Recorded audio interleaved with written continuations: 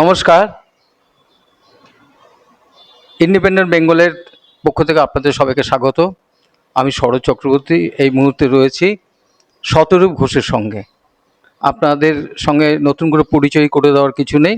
এমন একটি নাম এবং এমন বক্তা যার অনুরাগীর সংখ্যা অনেক রয়েছে। তার দলের অনুরাগীর সংখ্যা কতটা আছে আমি জানি না, কিন্তু তার ব্যক্তিগতভাবে শতরূপ ঘোষের তার বক্তৃতার ভক্ত বহু মানুষ, আমি নিজেও। তা আজ আমি বলছি যে আজকে তো আর বক্তৃতার পালা শেষ, যেই কারণে নিজে নির্বাচনে না দাঁড়িয়ে দলের হয়ে প্রচার করার যে একটা ভূমিকা, উদ্যোগ, সেটা কি মনে হয় শেষ মুহূর্তে একটু বিফলে গেল? না, তা কেন? তো পার্টিতে দেখো সরোজদা, আমি তো কখনো লোকসভা ভোটেও প্রার্থী হইনি, আমি কখনো কাউন্সিল ইলেকশনের প্রার্থী হইনি। আমি তখনও যে দায়িত্ব পালন করেছি বিধানসভাতেও তাই করেছি। আর আমি এইটুকু জানি যে আমি এমএলএ এমপি হতেই হবে এই মুহূর্তে, এরকম কোনো দায়ভার নিয়ে জন্মাইও নি, আর আমি এরকম কোনো দায়ভার নিয়ে রাজনীতি করিও না। আমার কোনো তাড়া নেই। এবং আমরা কমিউনিস্টরা রাজনীতি বলতে শুধুমাত্র এমএলএ এমপি হওয়াকে বুঝি না। তাই যে কারণে আমরা হারলেও দল পরিবর্তন, 2011-এ যেদিন হেরেছিলাম, তৃণমূলের সরকার হয়েছিল, সেদিনও মাথা উঁচু করে কমিউনিস্ট পার্টি করেছি। আজকে রাজ্যে বিজেপি সরকার হচ্ছে, আজকেও মাথা উঁচু করে কমিউনিস্ট পার্টি করি। না, মানে যেটা ব্যক্তিগতভাবে মানে খারাপ ভালো দুটোই তো থাকে, সেটা হচ্ছে যে এত চমৎকার সব প্রার্থী, মানে বামেদের বা সিপিএমের, মানুষের মধ্যে একটা প্রত্যাশা জেগেছিল, যে প্রত্যাশাটা শতরূপ ঘোষের মধ্যেও জেগেছিল। হ্যাঁ, জেগেছিল। আমরা একটা আসন জিতেছি, এটা আমাদের বিধানসভায় আমাদের হয়ে কথা বলার কেউ ছিল না। সেখানে মুস্তাফিজুর রহমান এবার জিতলেন। একে গেছি আমরা, জলঙ্গি প্রায় জিতছিলাম, উত্তরপাড়া মানে কখনো এগোচ্ছি কখনো পিছোচ্ছি, তার মধ্যে আমরা শেষ পর্যন্ত জিততে পারিনি। আমাদের অনেক প্রার্থী জয়ের কাছাকাছি গেছিলেন, যারা যাননি তারা আগামী দিনে জিতবেন। তবে একটা কথা, ঘটনা সরোজদা, ভোটের আগে দুটো কথা বলেছিলাম খুব জোর গলায়। একটা বলেছিলাম যে এবার বিজেপি পশ্চিমবাংলায় কোনোদিন জিততে পারবে না। আমার এই ধারণা বা আমার এই বিশ্বাসটা ভুল প্রমাণিত হয়েছে, আমার এটাকে মানতেই হবে। দ্বিতীয় কথা বলেছিলাম যে একটা কথা যেটা আমার ধারণা যে ভুল প্রমাণিত হলো না সেক্ষেত্রে, তা হচ্ছে বলেছিলাম যে যেদিন তৃণমূল, এবং এটা দীর্ঘদিন ধরে বলে আসছি, এটা যারা জানেন তারা জানেন, যে যেদিন তৃণমূল কংগ্রেস বলে কোনো রাজনৈতিক দল নেই, ওরা বেসিক্যালি পুলিশের কাঁধে চড়া একটা একটা কতগুলো ক্রিমিনালের একটা গ্যাং। যেদিন পায়ের তলায় পুলিশ থাকবে না, মাটি সরে যাবে। মানে ওদের মাটি মানে পুলিশ, ওদের মাটি মানে একটা মাটি হচ্ছে ওদের পুলিশ, আর একটা মাটি হচ্ছে যে মাটি ওরা মানে চোরাই দরে বিক্রি করে। সুতরাং যেদিন পুলিশ থাকবে না সেদিন তৃণমূল বলে কোনো দল থাকবে না। আমি বলছি সরোজদা, পশ্চিমবাংলাতে এই মুহূর্তে তৃণমূল কংগ্রেস বলে আর কোনো দল নেই। ওটার সার্টিফিকেট আমরা তো শূন্য হয়ে গেছিলাম, হয়ে গিয়ে তো 5 বছর ধরে, বা 2019-এ যখন লোকসভায় শূন্য হয়েছিলাম, আজকে 7 বছর ধরে তো পার্টিকে টিকিয়ে রেখেছি, এক পা হলেও সামনে এগিয়েছি আজকের এইবারের ভোটে। এবার তোদের তো এবার, আমরা তো শূন্য ছিলাম, ওদের তো বোধহয় এখন 79 না কত একটা, 80-79 মতো। আমরা শূন্য হয়ে পার্টিকে টিকিয়ে রেখেছিলাম, তোরা 79 হলি। এবার দেখা তোদের বাড়িটা কোথায় আছে, দেখা রেখে দেখা তোদের বাড়িটাকে। এটা খুব অর্থবহ কথা। শূন্যতে একে যাওয়া, আমি সেটা প্রসঙ্গে পরে আসব। এই যে আবার এই পুরনো ঘটনা পুনরাবৃত্তি, যেমন হারলে বা যে দল চলে যায় তার অফিস ভাঙচুর করে সেটা আবার দখল, এই যে দখল এবং দলবদল, যে কালচারটা মানে সকল তৃণমূলের বেশি হয়েছে, সেই জায়গায় দাঁড়িয়ে আবার তো সেই অফিস দখলের কাজটা শুরু হয়েছে। দলবদলের কথা যদি বলেন, আমরা তাকিয়ে আছি যে যে লোকগুলো 15 বছর ধরে তৃণমূলের নাম করে আমাদেরকে লুটলো, তারাই এবার বিজেপির নাম করে লোটার সুযোগ পায় কিনা। বিজেপির একটা আমি দেখেছিলাম, তাপস রায় কদিন আগে পোস্ট করেছিলেন, সে বোধহয় ভোটের আগেই বা জাস্ট ভোটটা হয়েছে, ফলাফল বেরোয়নি তখন, যে নাকি বিজেপিতে সিদ্ধান্ত নেওয়া হয়েছে তৃণমূল থেকে আসা কোনো লোককে বিজেপিতে নেওয়া হবে না।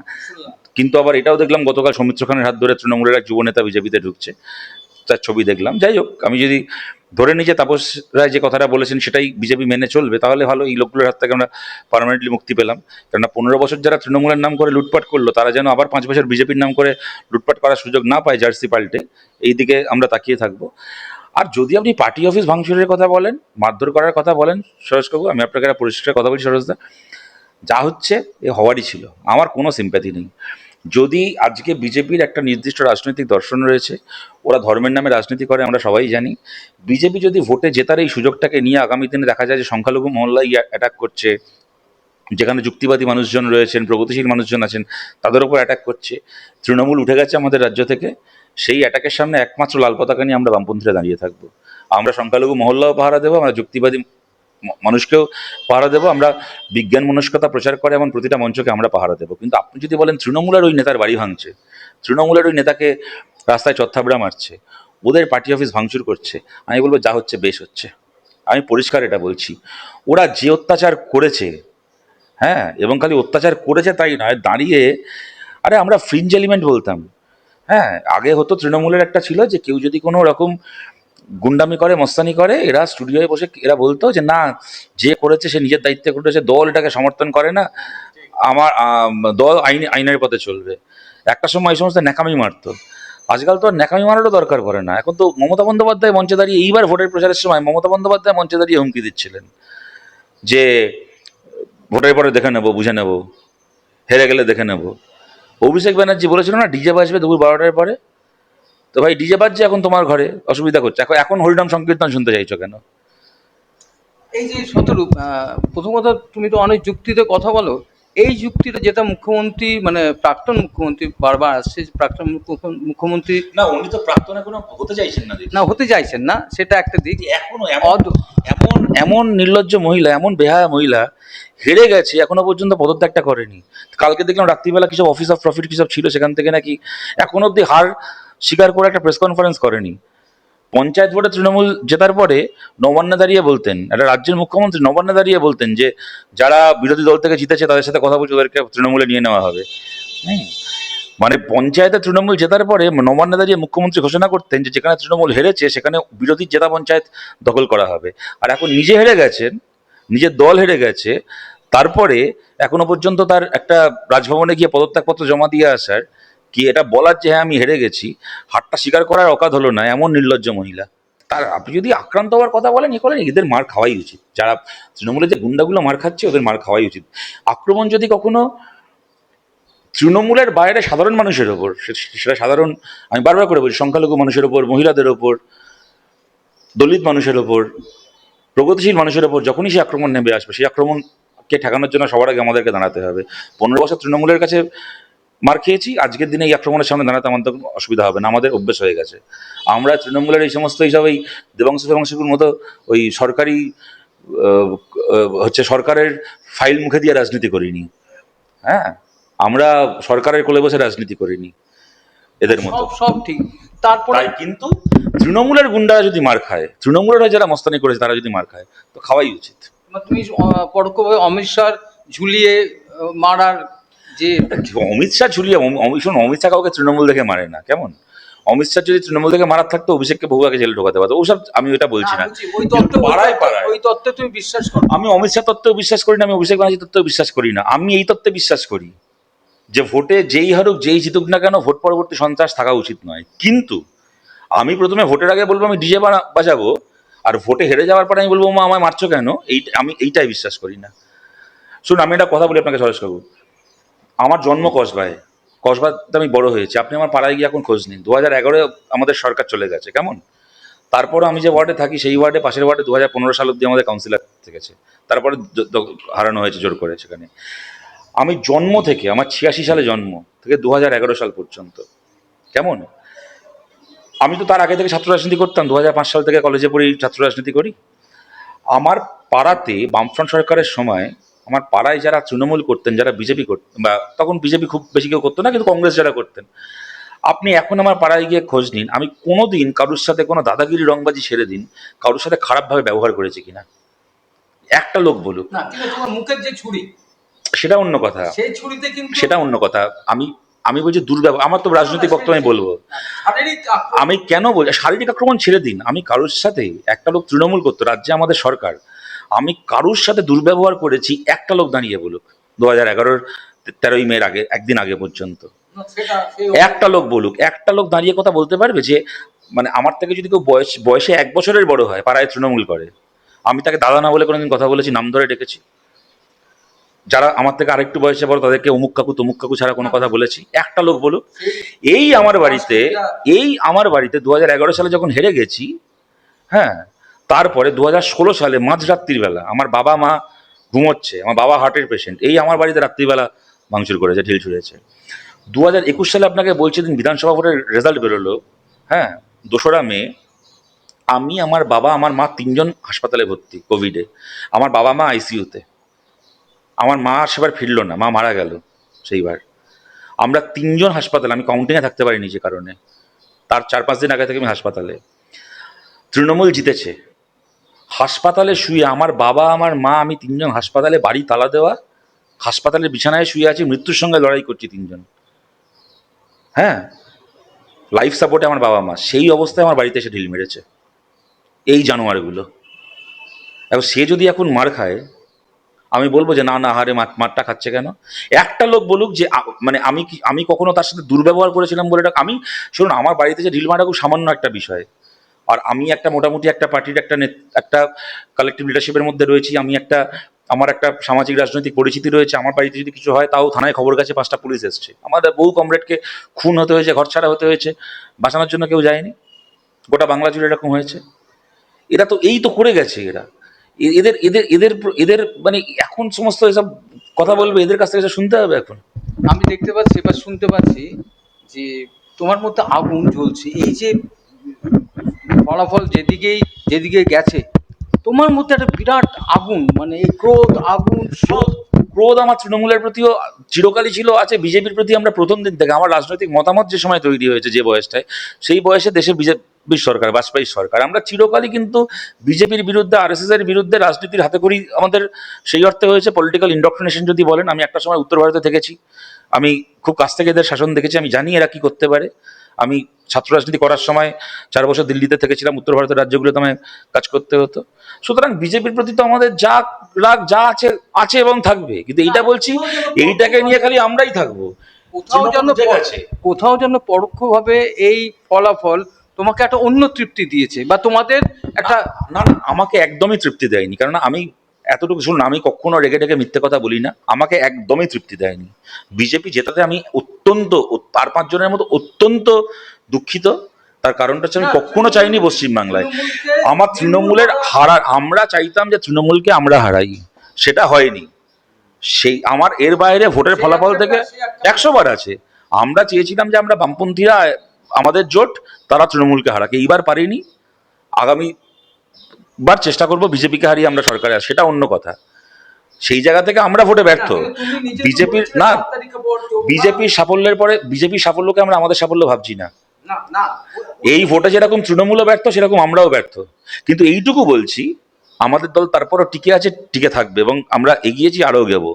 আমি দেখতে চাই তৃণমূল দলটা কোথায়। আমি তো 2000 হ্যাঁ, তোমার দল এক বা দুই যাই হোক না কেন, জোট মিলে দুই, আর ওরা ডাকুক না। আমি তো বাড়ি থেকে সকালবেলা বাড়ি থেকে বেরিয়ে হেঁটে হেঁটে পাড়ার পার্টি অফিসে গেলাম, হেঁটে হেঁটে ফিরলাম। তৃণমূলের নেতাগুলো কোথায়? কোথায় তৃণমূলের নেতাগুলো, এমএলএ গুলো? শুনুন, আমি তো 2021-এ যেমন বললাম, হাসপাতালে ভর্তি ছিলাম, গণনাতে থাকতে পারিনি। তার আগে 2বার থেকেছি। কেমন আমায় যে বলে না, সে কথায় কথায় বলতো যে 3বার হেরেছে। মমতা ব্যানার্জিরও 3বার হারা হয়ে গেল। একবার মালিনী বসারের কাছে, 2বার শুভেন্দু অধিকারীর কাছে। যাই হোক, এই যে আমায় বলতো 3বার হেরেছে, আমি হারার পরে কিন্তু গণনা কেন্দ্র থেকে বেরিয়েছি, আমায় কেউ চোরও বলেনি, আমার গায়ে কেউ কাদাও ছড়েনি। কেমন খিস্তি মেরেছে দূর থেকে তৃণমূলের লোকেরা, যে কারণে এদের চেহারা আমি জানি। কিন্তু অন্ততপক্ষে আমাকে চোর বলতে পারেনি আঙুল দেখিয়ে। ওদের জয়ের আনন্দে খিস্তি খামারি করেছে, সেটা অন্য কথা। কিন্তু বেরিয়েছি, আজ পর্যন্ত কেউ চোর বলতে পারেনি। যতদিন বেঁচে আছি কেউ চোর বলতে পারবে না। কেমন কিন্তু এদের গায়ে কাদা ছুটছে কেন, থুতু দিচ্ছে কেন? অভিষেককে কালকে থুতু দিল তো, আমায় কেউ থুতু দিতে আসেনি। ভোটে হেরেছি কেমন, কিন্তু মানবতার কোনো প্যারামিটারে হারিনি। বা মানুষের মনের কাছে, যেহেতু এবারে ভোটটা এমন একটা ইকুয়েশনে হয়েছে যে যেখানে এই হারটার বামফ্রন্টের বা বামেদের হারটাকে সেরমভাবে দাগ কাটেনি। না, সেটা আপনি বলতে পারেন, কিন্তু 2011 কি 2016 তো তা ছিল না। 2011 2016 তো আমাদের সরাসরি লড়াই হয়েছিল তৃণমূলের সাথে। তৃণমূল আমাদেরকে হারিয়ে জিতেছিল, তখন তো বিজেপি ছিল না। তাতেও তো কেউ বলতে পারেনি তৃণমূলের কোনো নেতা চোর। তৃণমূলের কোনো নেতা তো তৃণমূলের কোনো কর্মীও তো আমার গায়ে থুতু দিতে আসেনি। রাস্তা দিয়ে হেঁটেছি যখন, কেউ তো আমাকে তো মাথা নিচু করে হাঁটতে হয়নি। আমি একটা কথা শত্রু বারবার বলছি, তোমার মধ্যে এত, এবারে তো তুমি যেহেতু প্রচারে পুরোপুরি নিজেকে, তোমার প্রচার এত প্রচার করেছো, এত ভালো কথা বলো বা এত যুক্তিপূর্ণ কথা, এবং বাম মুখগুলো, প্রার্থীদের মুখগুলো মানুষের কাছে এত গ্রহণযোগ্য, তারপরে কেন কোথায় মানুষ কি মনে করে যে এই ভোটটা তৃণমূলকে সরাতে গেলে এই ভোটটা রামে দিতেই হবে? এবার মনে করেছেন পরের ভোটটা এরকম হবে, যারা মনে করবেন যে বিজেপিকে রাখতে হবে তারা বিজেপিকে ভোট দেবেন, যারা মনে করবেন যে বিজেপিকে সরাতে হবে তারা আমাদের ভোট দেবেন। উঠে গেল, তৃণমূল পার্টিটা উঠে গেছে সরাসরি। মমতা ব্যানার্জি অনেক বড় নেত্রী ছিলেন, আর ওর ভাইপো, হ্যাঁ, ওর পিসি মুখ্যমন্ত্রী না হলে একটা পঞ্চায়েত জেতার অকাত নেই। ওর কি দৌড়, ওর কতদূর পড়াশোনা করেছে, ওর কতদূর কি যোগ্যতা রয়েছে যে এত এত কয়েকশো কোটি টাকা সম্পত্তির মালিক। ওর ভাইপোকে এবার আমি দেখবো, ওর ভাইপোকে বলছি একদিন পিসির নামে উঠতিস, এবার আয় আয়, এবার আমিও ভোটে দাঁড়াবো, তুইও দাঁড়া দেখি এবার। যদি যদি বিজেপির সঙ্গে সেটিং করে ওর ওই হাজার হাজার কোটি টাকা সম্পত্তি রক্ষা করতে না পেরেছে, কেমন? আমার পকেটে যা টাকা আছে আর আমার পার্টির যে কর্মীরা আছে তাদেরকে নিয়ে আমি ভোটে দাঁড়াবো, ওর পকেটে চুরির টাকা বাদ দিয়ে, চুরির টাকা বাজেয়াপ্ত, যদি চুরির টাকা বাদ দিয়ে ওর 10 পয়সা আছে বলে আমার মনে হয় না, কারণ ও জীবনে কি করেছে চুরি ছাড়া। আর ও দলের কর্মীদেরকে নিয়ে দাঁড়াক ভোটে। পিসি মুখ্যমন্ত্রী বলে জীবনে একটা চার আনার অকাত নেই। আমি মানে ও 2011-র মে মাসের পিসি মুখ্যমন্ত্রী হওয়ার আগে জীবনে রাজনীতির ত্রিসীমানা দিয়ে যায়নি। পিসি মুখ্যমন্ত্রী হওয়ার পরে কখনো যুবা, কখনো এই সেই করে এখন বাংলার এত হাজার কোটি টাকা সাম্রাজ্যের মালিক হয়েছে এখন। হ্যাঁ, তো এবার আমি বলছি এই এই এলিমেন্টগুলো দেখি এবার। নেই তো, এবার তোর পিসি মুখ্যমন্ত্রী নেই তো, পুলিশ তো আর তোর কথায় চলবে না। এবার কত দেখি রাজনীতি, এবার বুঝবি কত ধানে কত চাল। যদি বিজেপি এবার ওকে কোলে আশ্রয় না দিয়েছে কেমন, তাহলে কিন্তু আমি দেখতে চাই যে তৃণমূল দলটা কোথায় থাকে, আমাদের দল থাকবে না, আমি একটা সত্য বলছি, এই তৃণমূলের এই পতন তুমি কৃতিত্ব কাকে দেবে তাহলে? তুমি ধরো তুমি বাম যুব নেতা নাও, তুমি কোনো রাজনীতি করো না, এই জায়গা কোন নিরপেক্ষ জায়গা থেকে এই কৃতিত্বটা কাকে দেবে? মানুষ তৃণমূলকেই দেবো, মমতা ব্যানার্জিকেই দেবো। পরাজয়ের জন্য? হ্যাঁ, গৌতম দেব অনেক বছর আগে একটা কথা বলেছিলেন, Mamata Banerjee is the biggest asset of Trinamool. One day you will see Mamata Banerjee is the biggest liability of Trinamool. তৃণমূলের মমতা ব্যানার্জির জন্য হেরেছে। একটা সময় যারা মমতা ব্যানার্জিকে দেখে মানুষ ভোট দিয়েছিলেন, সেরকম আজকের তারিখে মমতা ব্যানার্জির জন্য তৃণমূল হেরেছে। হারের ইয়েতে অভিষেকের ভূমিকা, হারের যদি মমতারই ভূমিকা থেকে থাকে, তাহলে অভিষেককে কত নাম্বার দেবে তার এই ব্যর্থতার পিছনে? শোনো, অভিষেক তৃণমূল জিতলেও কখন অভিষেককে 5-9 পয়সা নম্বর দিইনি, তৃণমূলের হারার জন্য ওকে নম্বর দেবো না। ও হরিদাসটা কে? ও একটা ফুটো কলসি, ও কে? ওর তৃণমূলকে জেতানোরও অকাত নেই, তৃণমূলকে হারানোরও অকাত নেই। ও মমতা ব্যানার্জির ছবিটাকে সরিয়ে একটা পাড়ার কাউন্সিলর ভোটে জিতে দেখা দাঁড়িয়ে, তবে ওকে নিয়ে কথা বলবো। আমি বলছি ববি হাকিম বলো, অরূপ বিশ্বাস বলো, এই যে 5 জন আছে তাদের তাও নিজের একটা অকাত আছে, কেমন? তারা একটা সময় বিরোধী আমলের রাজনীতি করেছে, কাউন্সিলর সব হয়েছে। এ কে কোথাকার হরিদাসে? আমি বলছি তো, পুলিশ নেই তো, ও চুরির টাকাগুলো দেখতে চাই, ওগুলো ও সেটিং করে রক্ষা করতে পারে কি না পারে। ওর এই ডিয়ার লটারি থেকে শুরু করে, ওর কয়লা পাচার থেকে শুরু করে, গরু পাচার থেকে শুরু করে যাবতীয় যে চুরির টাকা, ওর এই জাহাঙ্গীর হুমায়ুনদেরকে নিয়ে তৈরি করার সাম্রাজ্য, ওর যা আছে, বিভিন্ন কলেজ থেকে টাকা তোলা, বিভিন্ন সমবায় থেকে টাকা তোলা, বিভিন্ন ব্যবসায়ী সমিতির থেকে টাকা তোলা, এই যে হাজার হাজার কোটি টাকার ওর সম্পত্তি, এইগুলো যদি বাজেয়াপ্ত হয়েছে এবার, তারপরে আমি বলছি ও ও রাজনীতিটা করে দেখাক। বিরোধী হয়তো 15 বছর রাজনীতি করেছি, এই পুলিশের বিরুদ্ধে, এই অ্যাডমিনিস্ট্রেশনের বিরুদ্ধে, এই চটিচাটা বুদ্ধিজীবীগুলোর সামনে দাঁড়িয়ে, এক পেশে মিডিয়ার প্রসারের পাল্টা দাঁড়িয়ে রাজনীতি করেছি তো। তো এবার ওদের ক্ষমতা থাকলে, ওদের তো এখনো কেন, ওদের তো এখনো এতগুলো তো মিউনিসিপ্যালিটি আছে পশ্চিমবাংলায়, 108-10টা মিউনিসিপ্যালিটি তো ওরাই চালায় পশ্চিমবাংলায়। সব পঞ্চায়েত তো ওদের, সব জেলা পরিষদ তো ওদের। তো বাড়িতে নেই কেন? কালকে রাত্রি থেকে সব পালালি কেন এলাকা ছেড়ে? ও তো কালকে কিছু এমএলএর সংখ্যা কমেছে, কমে 79 হয়েছে, তা তো পঞ্চায়েত পুরসভা সব তো হাতে রয়েছে, 28-29 জন এমপি রয়েছে।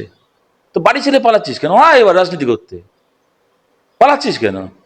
আমরা তো কোনো কিছু না নিয়ে, এমএলএ নেই, এমপি নেই, পঞ্চায়েত নেই, পুরসভা নেই, তো হাজার হাজার কোটি চুরির টাকা নেই, কিছু না নিয়েও তো বুক ফুলিয়ে রাজনীতি করেছি। তোর এত কিছু নিয়ে পালাতে হচ্ছে কেন?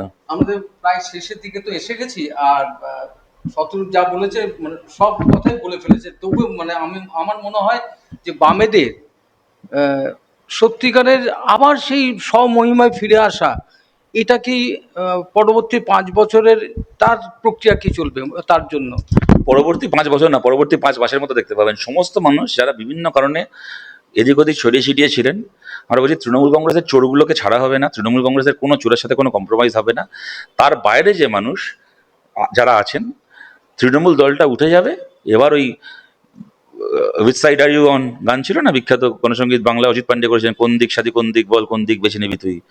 তো বাংলার মানুষের কাছে আবেদন করছি, কোন দিকে কে আছেন, আগামী কয়েক মাসের মধ্যে সেই পলিটিক্যাল রিয়ালাইনমেন্ট হয়ে যাবে। তৃণমূল উঠে গেল, তৃণমূলের চোরগুলো, আমি এই কথা বলছি আবার, আমি কোনো মতে কেউ যেন ভুল না বোঝেন, বিজেপির ক্ষমতায় আসায় আমরা বামপন্থীরা কোনোভাবে খুশি নই, কিন্তু বিজেপির সাথে আমাদের যে রাজনৈতিক লড়াই, আমাদেরকে আনকম্প্রোমাইজিংলি সেই রাজনৈতিক লড়াই আমাদেরকে করতে হবে। আমরা বহু রাজ্যে করছি, আজকেও আমরা আগামী দিনে বাংলাতেও করব। তার জন্য শুধুমাত্র রাজনৈতিক নয়, আমাদের পেছনে আমাদের বিরাট বাংলার ঐতিহ্য রয়েছে। আমাদের রবীন্দ্রনাথ আছেন, বিবেকানন্দ, রাজা রামমোহন রায় থেকে শুরু করে সবার সেই আমাদের সেই রেনেসার লেগাসি রয়েছে, সব কিছুকে সঙ্গে নিয়ে আমরা লড়বো।